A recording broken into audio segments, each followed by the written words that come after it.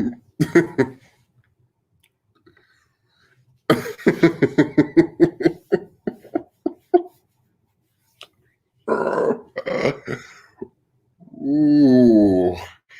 and I thought my jokes were bad. Oh dear.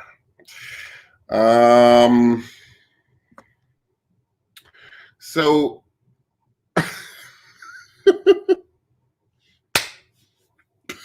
look, I've forgotten my intro.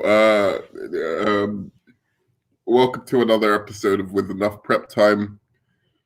My name is the Nerd Man. I'm your host, the Nerd Man, and today we're talking about a Vanity Fair article. Look, I put this picture up. It's very provocative. I'm no Christian. I don't really believe in all of that stuff. If there is a God or Jesus or, three beings who exist as one or virgin mothers or any of that stuff, I'm going to hell in a handbasket. So this doesn't offend me at all. And far be it from me to say that I don't enjoy explorations of theology and divinity within the context of a superhero movie. I certainly enjoyed it in parts of it. I hated it in Man of Steel. I thought it was so on the nose and so done terribly. But there were parts of Batman v Superman where I enjoyed aspects of the theological discussion by Lex Luthor. And there were certainly parts of the Watchmen that had elements of that in as well. And there are other stories, Kingdom Come by Mark Waid, which kind of explores that in a very clever way. But I don't know how to explain this. What does Joker have to do with Jesus Christ? Is this Snyder just trying to be cool again? I have high hopes for I'm not a fanboy, but I like Zack Snyder. I really do. I like The Watchmen. I like Batman v Superman. I like Dawn of the Dead. I think he's a capable director with the right script and maybe a little bit of oversight. And I think what's happened in this movie, what I'm starting to get which is why I really don't know why Warner Brothers threw out this movie at all. I think it was mandated to be 2 hours long in the cinema. I don't know what Kevin Sujihara was thinking. Why would a 2-hour a Justice League movie make loads, like, when it was designed to be like 4 hours? It's like it blows my mind that this idiot brought this Justice League out and ruin the momentum of the DCEU. But let me put it this way. I don't know why he stopped this vision of Zack Snyder's Justice League coming out in a digestible 3-hour format when the studio had already come in and given heavy notes to Zack Snyder and were overseeing him during the whole process. And this is what I've been saying. And this is why I think this movie might turn out to be actually really good, because it's Zack Snyder on a leash. Zack Snyder not able to have Batman having an affair with Lois Lane because it's cool and it gets to the why of the character, or Joker. I'm sorry, not Joker. Pardon me. Or Superman being extra dark and edgy. I'm seeing in the trailers Superman smiling every once in a while. What do you fucking know? Looking cheerful. but not like a big cartoon character. It's got that element. I think it's the criticism that most people give to Wonder Woman. One, that the balance of Patty Jenkins and Zack Snyder's influence helped that movie, and I think this is going to help. This is going to the Justice League and all the interferences by Jeff Johns and the studio for what the final product was going to be actually is going to help this movie be very good. But looking at this stuff, this is Zack Snyder off the leash, basically. This Joker is completely Zack Snyder off the leash. And this is why you can't have Zack Snyder off the leash. He doesn't, there's a scene, he doesn't know what he's doing when he's off the leash. His ideas need to be tempered and filtered through rational, cooler heads, because some of them are cool and some of them are this. I don't even know what this is. I don't know what I'm looking at. When has the Joker ever been connected? Like, Superman has been connected to some form of divinity, or as a modern day allegory of Moses and other kind of biblical figures. When has Joker ever been associated with Christianity or anything to do with that? What is this? He looks terrible. The Joker looks fucking awful. This is like the first possible design. It's worse than Suicide Squad. Suicide Squad had something different about it. Like, oh, this is our take on the Joker. This isn't even a take on the Joker. I don't know what this is.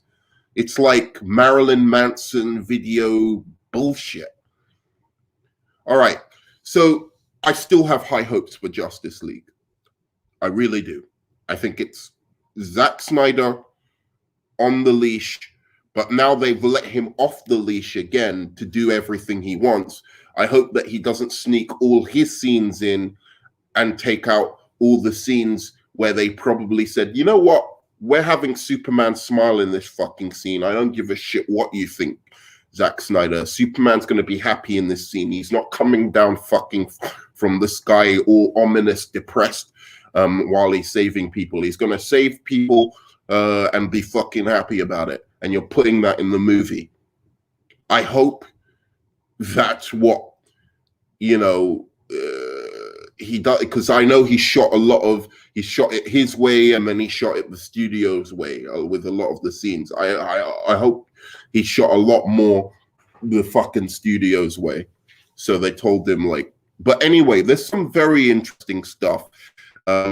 This Vanity Fair article called "The Shocking, Exhilarating, Heartbreaking True Story of the Snyder Cut." And I want to start off by just saying, look, everything this says about his daughter is quite beautiful. I gave him flack about using Hallelujah as a song in the Justice League trailer, because I'm like, my Justice League epic score. I'm not interested in any pop music or, epic score. That's what the Justice League deserves. That's what Wonder Woman deserves, Batman, Superman, etc. No pop music. I don't need "Come Together Right Now. Come Together." No, man, I'm not into that. Justice League is dun dun dun dun dun dun dun dun dun dun dun. That's my Justice League. I don't give a shit about like some pop music song. But this one I'm gonna allow, because that was beautiful what he said in this article about his daughter and how this film is dedicated to her. That was her favorite song. Actually, listening to how she was, he talks about her as a very creative person who was a writer and all of this kind of stuff. So listening to her, his account of who his daughter was, who was adopted, which is good on you, Zack Snyder, for adopting kids. A wealthy person actually using his privilege to take people out of more tough conditions. So good on you, Zack Snyder, for that as well. And so he describes her and as this creative kind of person, and who was a big kind of nerd like he was. And it's moving. There's no doubt about it in this article. It's very, very moving. And, you know, it's hard not to kind of sympathize with that kind of aspect of, you know, the Snyder movement. I get it. You know, I definitely get it.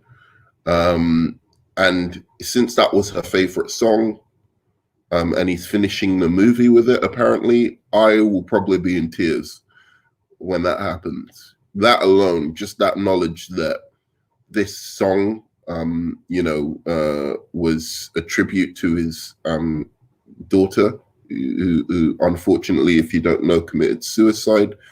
That, I think her name is Autumn. I think that's very, very beautiful. So this article, you know, goes into all of that, and it goes into a lot of the politics that were going on in the background of the Snyder cut, like, or sorry, in the production of the Justice League. And what it does, I mean, not to toot my own horn, but really, it, you know, in a lot of ways, just vindicates everything I've been saying about Josh Whedon, about Ray Fisher, about John Berg. John Berg's actually interviewed in this with Zack Snyder. I mean, I don't know if that's throwing Ray Fisher under the bus a bit, like for Zack to do an interview with, you know, with John Berg, while you know, while there's such enmity between you know, between Ray Fisher. But it's clear to me now from this, if you really read between the lines of this article, that Ray Fisher is on a revenge mission. He's on a deluded revenge mission to stick up for his buddy Zack Snyder when people, you know, were dissing his movie and creating the crap fest that was Justice League, right? So this is a misguided attempt to cancel people just because they didn't like a movie. That's basically everything this article tells you. And I'm going to go to the bit right now so that you can see what I'm talking about. I think it starts here.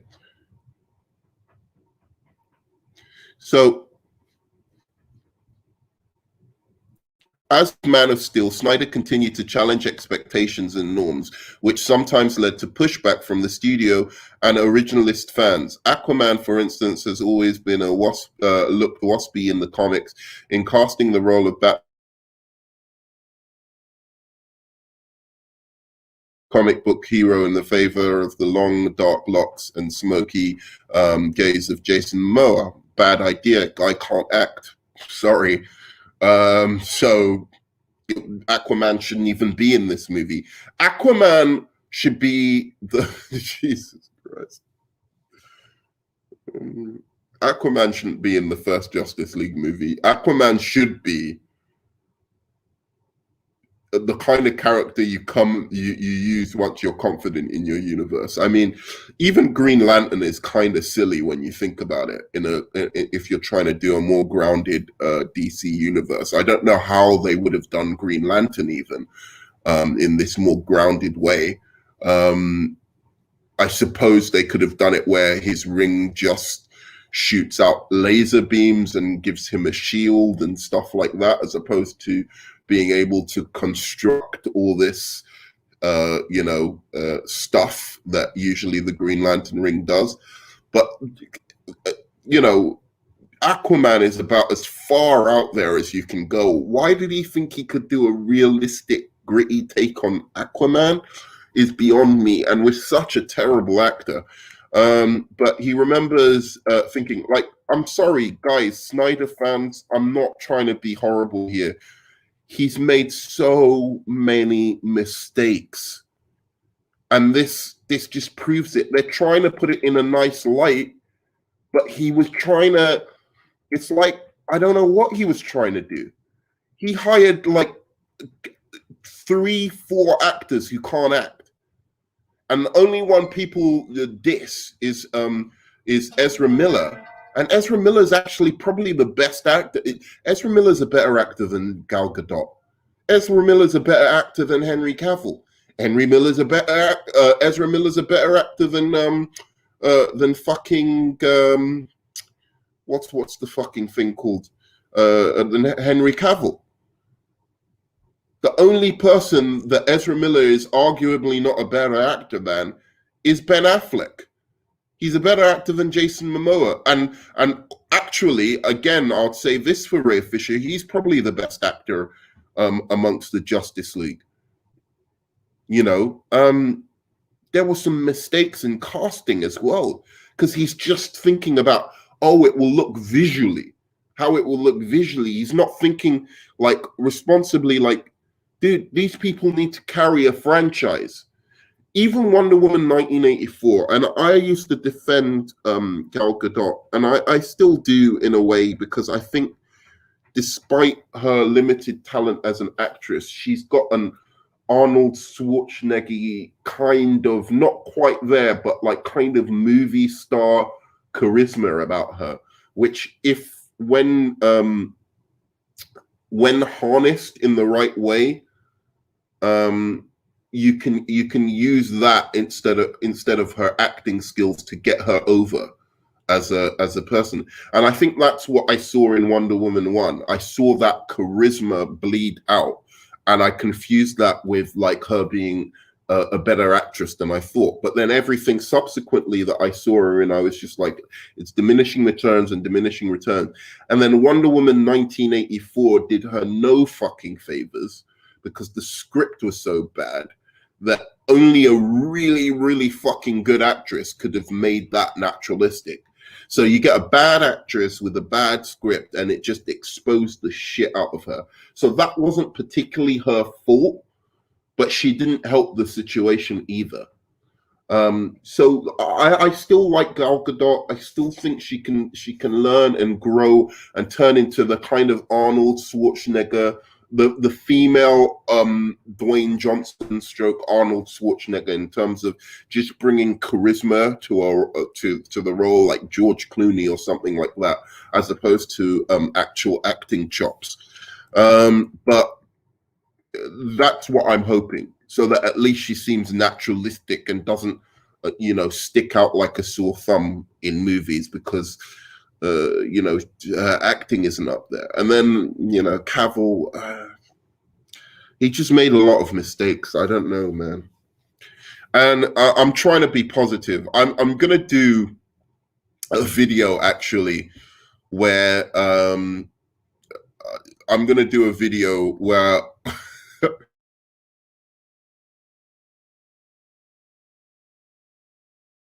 say that isn't positive about Zack Snyder. I'm gonna give let's say I'll do, because it's gonna be hard for me. I'm gonna give $3 to a suicide prevention charity. I probably will do that for my birthday, but so I'm gonna try and talk about Man of Steel and Batman v Superman in a positive light, completely positive, on my birthday, which is March the 1st, which is also Zack Snyder's birthday. And I'm going to try my best not to say anything bad about Zack Snyder or his movies. And I'm going to give $3 for every time I say something bad. So hopefully people will join me and you can count with me on that. So anyway, I'm trying to find the bit with Ray Fisher and the accusations and John Berg. All right, so here we go. Marvel Studios movies, whose success exerted so much pressure on the DC team, hit on a formula that mirrored their comic book roots, telling stories about relatable, everyday people grappling with sudden phenomenal powers. Snyder's DC universe approached its superheroes from the opposite direction, depicting gods and immortals who are at ease wielding cosmic strengths but strain to be a human and connect to the ordinary world, which isn't Superman. That's kind of maybe Batman, but that's not Superman and Wonder Woman. They don't struggle to connect to the ordinary world. That's absolutely not their situation. At least not my favorite, not the best iterations for me. The best iterations of Superman is he's very, very human. So doing that, I get the idea of depicting gods and immortals. That is what DC is supposed to be doing, that wield cosmic strengths, but who don't connect to the human world. Nah, man, that isn't it. Batman doesn't connect to the human ordinary world. That's true.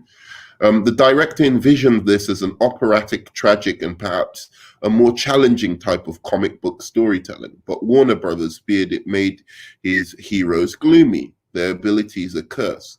True, his heroes were gloomy and their abilities were a curse. And that is not Superman. That isn't Superman. His abilities aren't a curse to him. I mean, that's Batman. That's basically Batman. And that's maybe, I'm trying to think, who else would be that? Maybe Martian Manhunter. Maybe he could have done a good Martian Manhunter film. Like something dark with there's genocide and the mass death of the Martians and all of that. I think Zack Snyder might have done a very good Martian Manhunter movie. That's a guy whose abilities and his history and everything is a curse to him. There are heroes in DC that really fit Zack Snyder, and I don't know why Snyder fans don't see that, because if he did those kind of movies, no one would be against him. Everyone would be singing his praise, and let people who like Superman do Superman. I don't understand the difficulty. Anybody who comes in to a Superman movie saying he wants to fix Superman is immediately going to alienate half of his audience, and a core audience, because they're the people who will go and see the Superman movie over and over again. Fans of Superman, the comic book fans. You can't make a Superman movie where you just try and get new fans and alienate all the old ones. I don't know why that's such a hard thing to get through to people. It's really baffling to me that you see a movie like BVS and a Man of Steel that is divisive, and you say no, but he's got it. He's got the real version of the character. Why isn't Shazam and Wonder Woman divisive? Why isn't Batman Begins divisive? Why isn't The Dark Knight divisive? I mean, even if you want to say like, it's because people have this idea of the comic book character and they don't like when, people shake it up and do new things. They just want the old versions. Then why was the Joker $1 billion movie? Why did Wonder Woman succeed? It's because they kept the core of the character. The spirit of the character is in those movies, and then they add their own flourishes and it's baffling to me that people find this so hard to understand. And I guess because they don't have imaginations, a lot of people, and I don't mean that in a rude way, I just mean that a lot of people who aren't storytellers can't see things other than the way it's presented to them. So to them, it's like Man of Steel is the shit because it's the only thing that's been presented to them and they can't imagine anything better. Whereas there's clearly things better. Just read the fucking comic. Pick up Superman Earth 1. Pick up Mark Wade's, any of Mark Wade's comics, any of Mark Wade's Superman comics. They're better. They're better fucking Superman stories that are really grounded and realistic. I don't understand what the issue is with Snyder fans. It makes it blows my fucking mind that they don't get that Zack Snyder doesn't understand Superman. It's a basic criticism, and it's true. It's fucking true. He understands Lex Luthor, funnily enough, but people don't know that. He understands Batman. People don't know that, even though he got Batman to kill, which was dumb. But he understands Batman.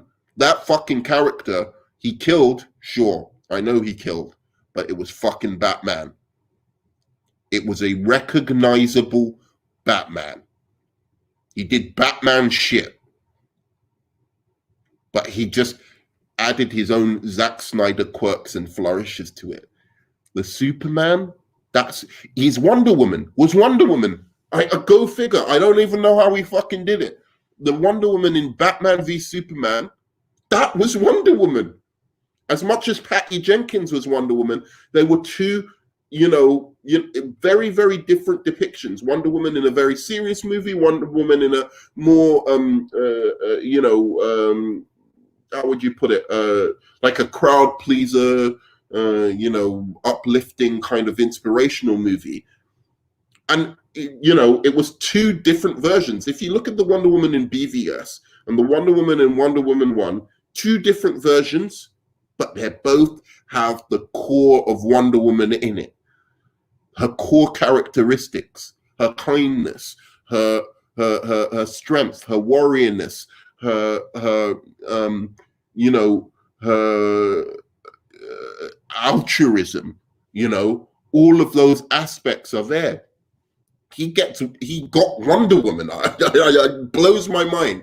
The guy understood Wonder Woman, but he doesn't get Superman. So anyway, right. In 2016, as principal photography got underway on Justice League in the United Kingdom, rumors percolated that Snyder had been fired from the film. That didn't happen. But Warner Brothers, the chairman and CEO, Kevin Sugihara, did assign watchdogs in the form of DC Entertainment creative chief Jeff Johns and Warner Brothers co-production head John Berg. The edict was clear. At least one got to the crux of it.